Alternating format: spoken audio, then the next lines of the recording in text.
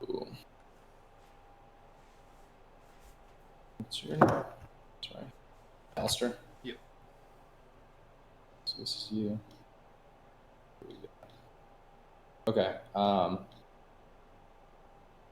Are these all around your rank?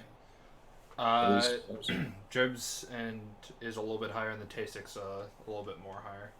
I think I'm roughly around 1650. Dribs is like roughly around 1700, and then Tasix like around 1800. Cool. All right. This should be a high level game. We'll just see how it goes. I mean, it's just so you know. I mean, pre-mades is always going to be a little bit different than ranked. So I'm just going to try to give general knowledge here. Is this a team that are you participating in RLRS quals? Not with these guys, but yes. Cool. Just curious. So what we're going to be looking for just out of the gate, the big things that you're going to see from high level players, that you've reached the rank where everyone has seen a ceiling shot, everyone knows how to aerial, everyone's seen a dribble. What you're going to see that sets the top 100 players aside, separately from the regular GCs and the low GCs, is tempo, consistency, and creativity, and just applying those through your mechanics, your reads, your rotations, all of that. At this point, how many hours do you have? Roughly 1900. Okay, cool. So you still have a considerable amount to be gained in terms of like what you can gain just from putting more hours into the game. So just to clear that up, but we're already seeing high aerials. We're trying to limit downtime. That's good. Lots of spacing, hard hits, spacing. Looks pretty good here. And if you look at the other team,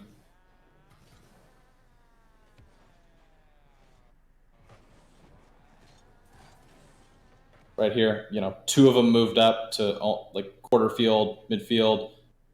One guy's chasing something that's not his. Their rotation's a little out of whack here. Now no one knows who has the ball because both of them moved forward at the same time, and then that caused both of them to look at each other and move back.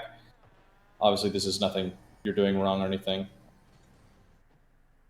But, I'm sure those guys could aerial and hit ceiling shots too, but we're already getting off to the wrong foot just from them doing something a little silly. The point I'm trying to make is the difference between where you're at and the high level is consistency and, just playing smart day in and day out. A good dunk. You don't have to go for this, considering like you had no speed, so there's not really anything to counter, but still a good decision to begin with, or nonetheless. All right, so after we go for this, I mean, I'm a fan of creating pressure anytime we can. I would have gone for this, and obviously since this is ball, I would have just run. I wouldn't have jumped. I would have just demoed him. That way I can stop the ball and get back. This just kind of hands him the ball. Not too bad, though. So we're challenging. We're getting back. That guy challenged, making dribs next up, and you, the last man back. I think you just didn't realize he was facing the ball. You might have, you're watching him. You're watching Unborn. He hits this ball, and you're just assuming dribs is too far up, so you start to go for it. Yeah. This is not a dangerous hit, so I would have just waited a little longer before I went for it. No need to panic or anything. Okay. That's all that is. You have the mechanical skill that if this is a clanger, you could jump and save it. But you have the mechanical skill to just take your time, see what's going on, and make your decision based on that. So again, that guy challenged. Tasek next. You should be sitting back post for the foreseeable future. All right, so now you see Tasek's going to win this. You should already be, and that's exactly what you're doing. You're boosting forward. Cool. Is that in? Yeah. So far, you and the team playing pretty pretty solid, minus the 1 double commit.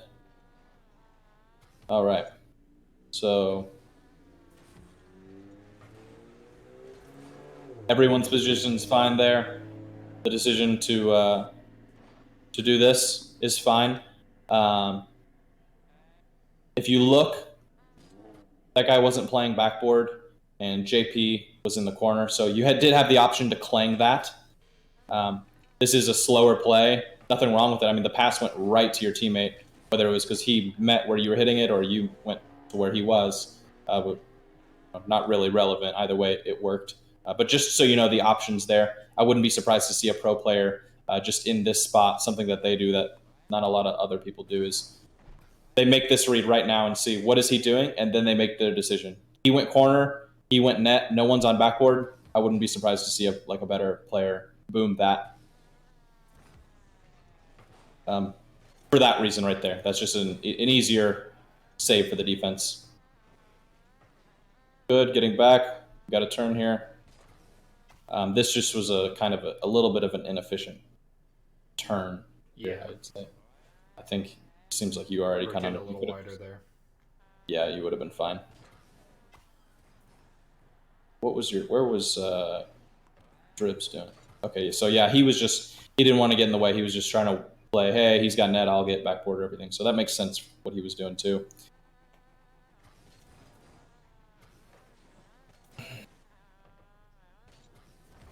So let's just pause. The first goal that y'all had was based on them not paying attention to where their positioning was, and he was like, oh, we both ran here, and then they turned around and were like, oh, one of us better move. So they both turned around and ran back, and then that gave you guys a free shot on net. The second goal,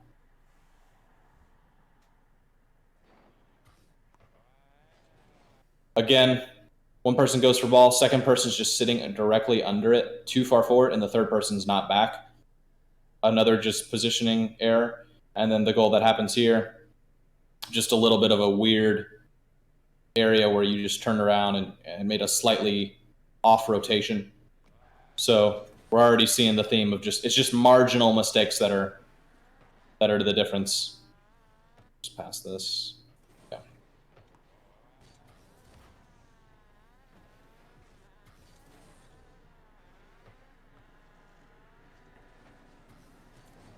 Good. Good waiting. We're fine. We don't need to push anything here. He does that. That's our sign to move forward. You don't have to jump there again if you want to. That's cool, but if you drive right here and then if you drive and turn around, you forced his hand, and now you get to turn around and drive back. You ended up getting a good recovery, so it's like you were still able to recover somewhat, but say you somehow get a weird landing and you get stalled, then that's like 6 seconds that you're losing. And that's just obviously a huge amount of time. Nothing there, that's okay, we're getting back. We're going the other way, just trying to collect pennies here. Perfect. So let's see.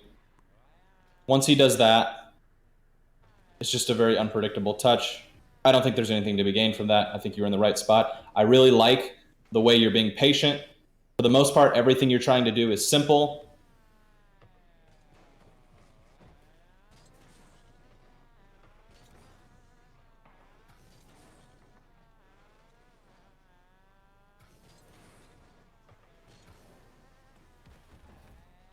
This is something that I think is a little bit risky here. So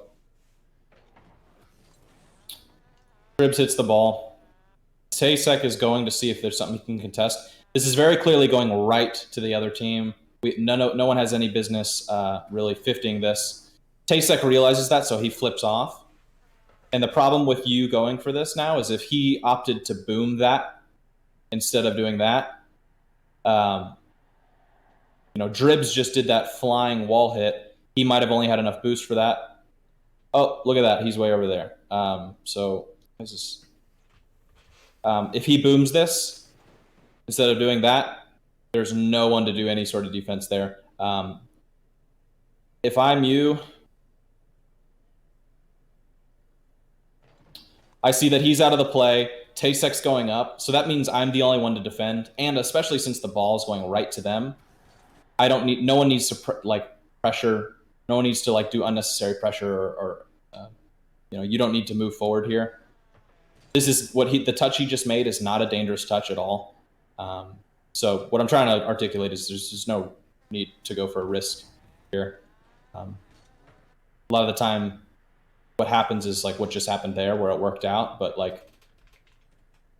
you wouldn't have known that. You wouldn't have known that was really too much of a mistake unless you guys got burned for it. Does that make sense? Yeah. So ball's going backwards. Someone needs to be moving up to the left. It should be you. Perfect. He's kind of there just to prevent them from stalling. You don't have to go for that. By going for that, you make him waste a little bit more boost, but he's already going for that anyway. So now you going for it gets him to do the exact same thing.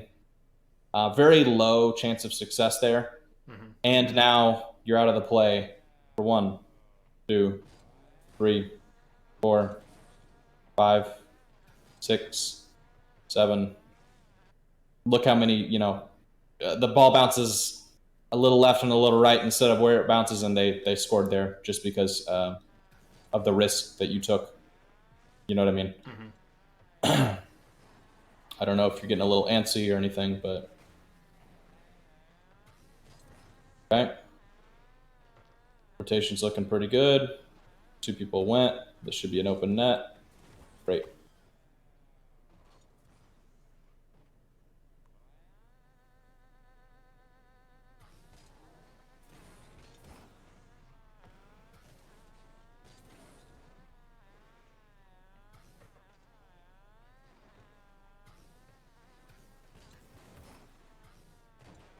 Cool. You saw Dribs wasn't going, so you just decided you had to go.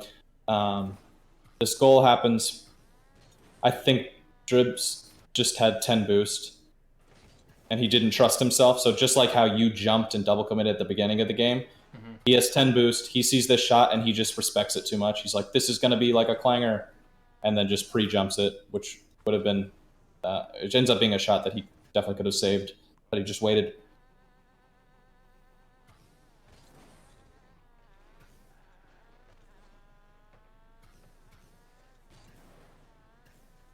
Again, with the jump,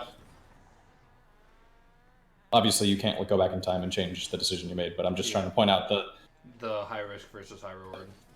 The common theme that I'm seeing here, yeah.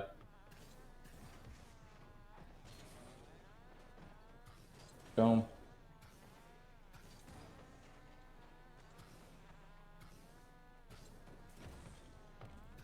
You really do a good job of seeing,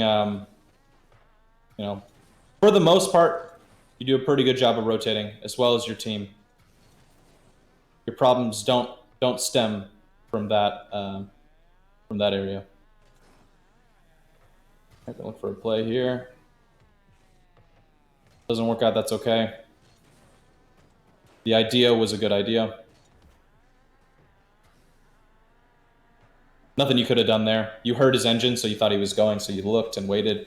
It turns out he was actually going the other way. So we just got to do our best we can to try to recover here. Nothing's there. This is fine. This is not dangerous at all. Perfect. You went looking for boost. A lot of people might say that's not a good idea. I personally like that decision to go for that mid boost. You were able to get back and recover. That was just, you had no boost and you made a little bit of a misplay. There's nothing to read into that there. Mm-hmm.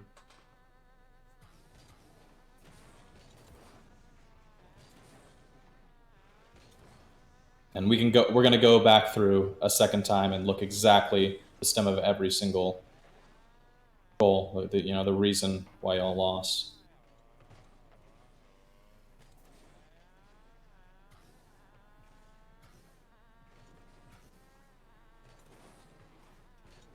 That was his mistake, not yours. You're fine. Might not have been the best shot, but we're trying to create pressure here. There's 36 seconds left. I feel you.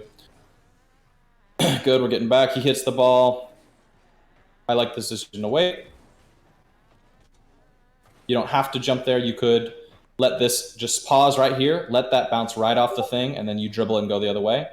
but you were confident in the strength of the hit, so that's all that matters. Just be careful that, you know, what happened right here is the worst thing that can happen, and you know, it's just there's a less likely outcome that happens or something dangerous like that happens if you just wait and dribble it. You had plenty of space too, so just another thing to be mindful of.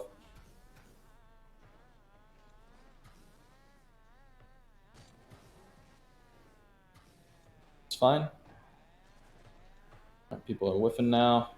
They put you in a weird spot. You had to go. Okay, good. Do they score here? Oh boy. It's hard to swallow.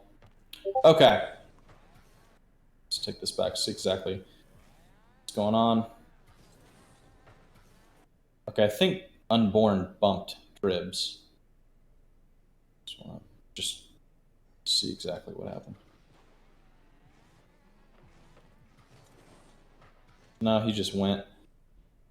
So, the common theme I'm seeing, as a rotationally, you're making the right decision to, hey, he's going, I'm going to take a step back. Your positioning is great too. I like your positioning on defense.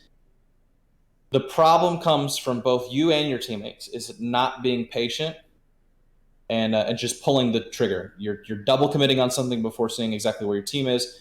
You've already forced the opponent's hand, and either you're just super greedy and not really, you know, you just think, maybe I can get this dunk, or you're getting really aggro with these you know, aggressive plays when you're challenging that just really aren't. There's no need to. If you have someone air dribbling towards the side of the wall, they're going to continue the air dribble towards the side of the wall, and it's not going to be dangerous. They're not going to score the ball on the side of the wall. So if you've run and you force their hand to do that, then turn around, get out of the play, and get back on defense, because if you do that, you're able to give your team another defender, as opposed to when you jump and you lunge and you hit the wall and then you tumble around, and then, like we calculated, roughly 6 seconds that your team's having to play 2-on-3. When you think about it like that, it seems a lot more risky, right? And your teammate, we can go through exactly each goal and pinpoint the reason, but there were some mistakes, like the goal I pointed out earlier, that there's twice where you guys were very vulnerable that could have gotten punished because of a risky, aggressive challenge you made, when you just didn't need to. There were times where you were very docile and you were just waiting for things to happen. That was fine. Nothing's happening. Don't force something to happen that you don't need to, or at least in a dangerous way, not in a risky way. So the first goal, let's find you. Okay, so this was the first one. I don't know if you just I don't know what the cause of this rear rotation was. I think you might have just thought that ball was going a little lower, and then once you saw, oh, this is going really high, I should have taken a wider turn. You obviously immediately realized you messed up, but nonetheless, a little bit of a positioning error, a little bit of a panic. I would say that's probably what it was. I don't think you saw that ball and were like, I need to be this close to save it. Oopsie, I did my math wrong. I think you just kind of read it wrong and under the urgency. Okay, so then the next goal that happens, let's get a little bit of context here. So this is kickoff. He challenges, so now Tasek's the last man back with, I think, no boost. No, he has a little bit. Ball goes middle. You go for this because I think you think Dribs is still recovering. Ball goes straight up. That's fine. Dribs panics. Same thing. Wide open net. Neither of these shots or balls are something that, could not have been prevented by basic, just solid play. Next one. All right, so this was the double. You seem to be able to recover okay. You don't get too much boost. Considering they're Unborn just flipped, he's going to be heading towards the middle a little bit.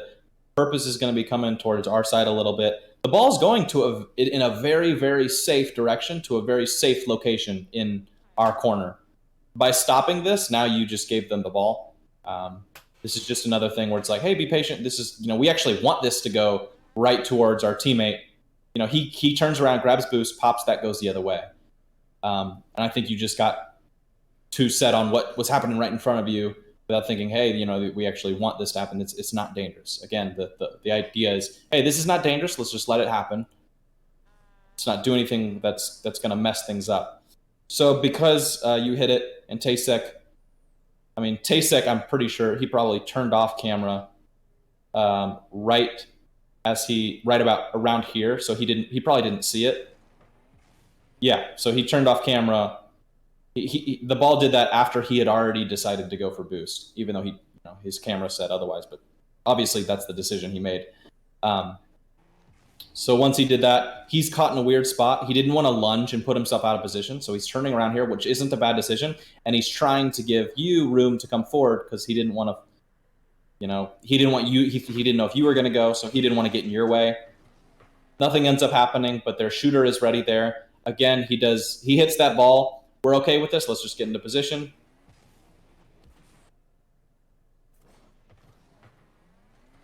He hits it middle.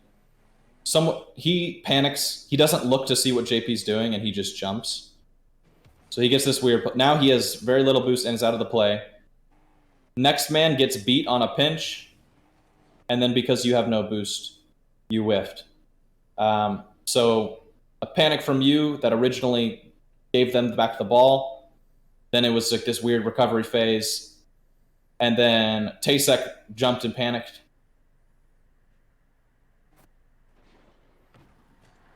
And then one person got beat on a challenge because he probably didn't want to do something too risky, or for whatever reason he lost the ball.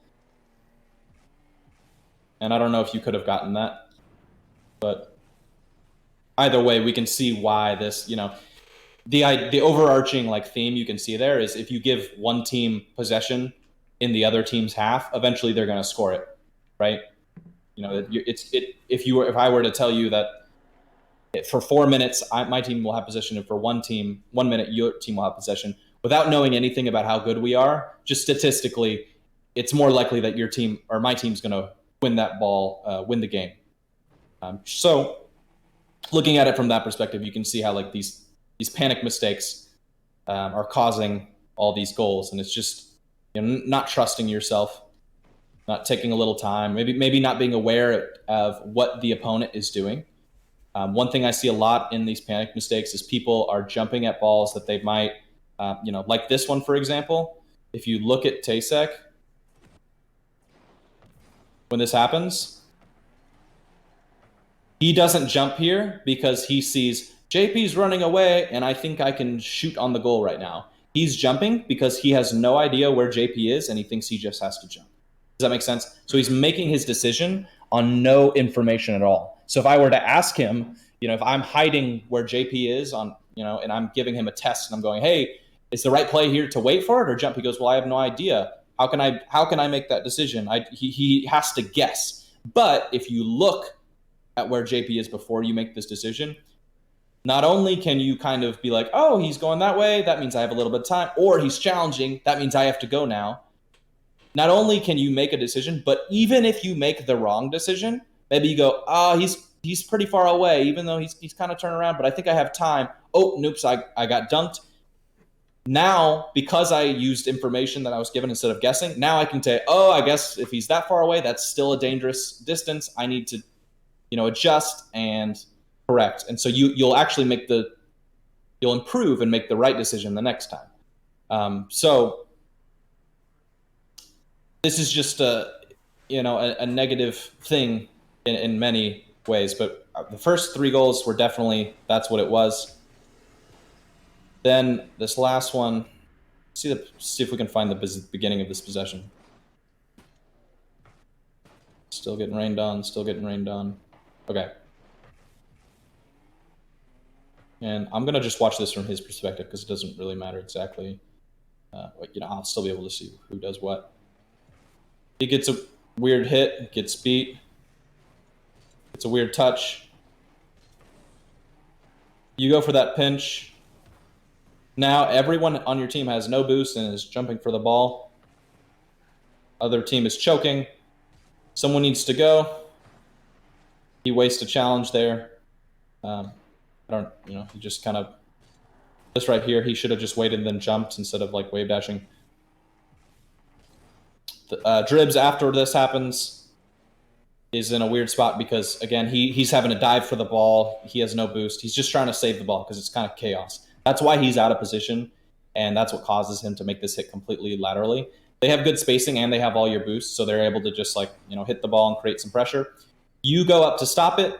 Tasek needs to go. Tasek expected Dribs to hit that, and y'all would go the other way instead of going all the way to net, which would have been the safe play. He comes from the side, and a dunk from the side, like, I mean, what's the best hit he can get here? If assuming Tasek beats purpose to the ball, the best hit he can get is like a complete center back to the other team, maybe a slight lead in their direction, but still, it's going to go right to them. The point I'm making is, you know, if he would have just done the alternative and just go back to net, you know, probably would have been a little healthier. Now, you weren't expecting that because he cut you off. So now you're coming from like the corner and having to try to save the ball. This is definitely like a game-ending shot if he scores this. So you're forced to jump here. He jumps because, you know, everyone's just panicking and he's the last one. Again, he doesn't know where anyone is. You jump to try to forward the attack. And then instead of going back, again, he goes a little bit too far forward. Like if he would have just gone to net, he barely missed this ball. It's not unreasonable to assume if he was where you were, but, you know, like as far as like laterally speaking, he would have been in a better position to save this. This was not a fantastic shot by any means. Everyone was just out of position. So can you see how like every single goal they scored was just you guys kind of being a little silly? And and when you think about what that means compared to like, wow, where did it go wrong? Everything was fine. We were rotating well. It's when it's this wisdom when the rotation breaks and the ball scrambles and keeping calm and analyzing the situation and not panicking and freaking out. You know, staying solid and staying under control, not pre-jumping, not, you know, panicking.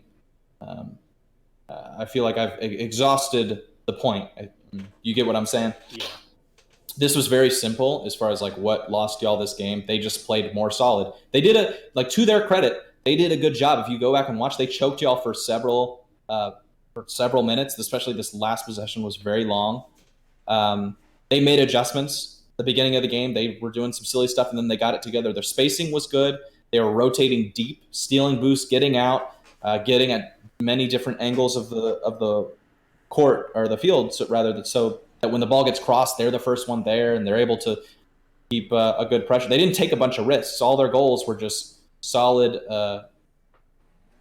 just solid play that resulted in an open shot. And that's at a high level. You know, it's unreasonable it would not be productive for me to tell you, hey, just go get so amazing at mechanics that no one's gonna be able to save your shots like Justin. Yes, mechanics do have a role at higher level, but for the most part, this is the stuff that wins games. I thought that was pretty straightforward. Does that seem like it covered it all? I feel like as far as the story of this game specifically, that covered everything. This is something that comes with hours, this wisdom of just relaxing for a second. And, you know, even though you're the last man back, trust yourself. Like you got to under 1%, under 1 percentile of the world in this game. You have the physical capabilities to handle anything these people are going to do. So just don't panic and throw yourself out of it. Just relax and play the game. It's not the end. You're not doing something wrong because you're getting choked or because you have no boost or because you're out of position. That just happens. Okay. But from a development standpoint, having a great rotational foundation is always super helpful. And you have that. And your mechanics, you don't seem to be doing anything. You know, there were a couple of whiffs there, but it's not like it was clear it wasn't because you had like a misperception as to how mechanics work, or, you know, that's not a problem. So, you know, it'll get better with time and everything, just like it always has. But I don't think that's where your problem lies. It's just this game sense, and 1,900 hours is by the age of the game now is is on the lower end. You're a younger player. You've played for a little while, but I'm someone who's played since the beginning, and I've always been known as someone who plays not that much. You know, for a high level competitive player, I don't play that much. Right now, I'm at 2,900. So I think these things will come as long as you're looking constructively at your replays or your games, or trying to focus on that kind of thing, and just playing the game a little bit. Just continue what you're doing. I think you'll see improvement. You're one of the players who I don't need to. If someone's on the right track, they might just not be far along enough yet. I think that's who you are. I don't need to put my hands on and change everything you're doing. But again, if you can, this is the kind of thing that, just like we talked about, if it does just stay in a place of like, I'm not even paying attention to where people are, then again, it's never going to get fixed. Because by paying attention to where people are, then you can tell, oh, I would just panic here, or I am safe. But if you never pay attention to what that stuff is, then you'll never be able to course correct. So that's all I have for you. Relatively simple. Do you have any questions as to what we talked about, or just like anything Rocket League in general, or anything we didn't really talk about? No, I think I'm good. I appreciate it. Cool. If whether or not you felt this was helpful, any constructive criticism or feedback is appreciated. If you could just leave a message in the coach rep, for better or for worse, that'd be great. Yeah, and if you have any other questions or anything you want to go over, let me know. Send me a message. I'll be happy to help. Awesome. I appreciate it. Yeah. Thanks, man. See ya. Thank you.